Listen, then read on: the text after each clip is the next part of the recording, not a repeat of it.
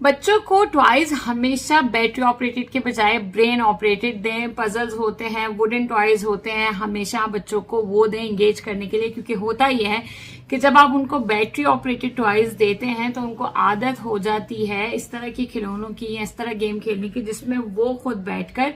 Battery operated toys को, उनकी performance को एंजॉय करें, चाहे वो म्यूजिकल हो, चाहे लाइटिंग हो, चाहे वो मोशन के थ्रू हो। लेकिन जब हम उनको ऐसे टॉयज देते हैं जो ब्रेन ऑपरेटेड होते हैं, जिसमें वुडन टॉयज आ जाते हैं, जिसमें पजल्स आ जाते हैं, तो उसमें उनको इंगेज होना पड़ता है, अपनी क्रिएटिविटी को जो है वो यूटिलाइज करना पड़ता है और उसके बाद कुछ तख्लीक करना पड़ता है, कुछ इमेजिन करेंगे, कुछ प्रोड्यूस करेंगे, तो उसके लिए उनको खुद अपनी क्रिएटिविटी को यूटिलाइज करना पड़ता है। सो आप में से काफी लोगों ने मुझे कहा था कि जी अब्दुल्ला के रूम का टॉय करवा दें, तो ये मैं आपको बहुत ही सरफेस लेवल के ऊपर इनके टॉयज दिखा रही हूँ। ज्यादातर चीजें जो अब्दुल्ला के पास हैं वो ब्रेन ऑपरेटेड हैं, वो वुडन टॉयज हैं,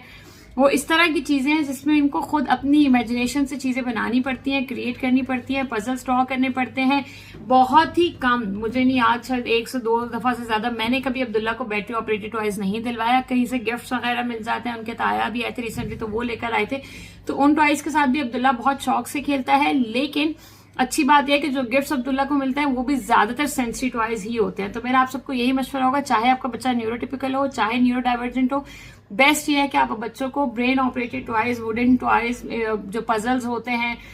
इस तरह की चीजों के अंदर इन्वॉल्व करें ताकि जो इमेजिनेशन है वो उसको यूज करके कुछ क्रिएट कर सकें। बैटरी ऑपरेटेड टॉयज की यूज को थोड़ा सा कम या लिमिटेड ही रखें।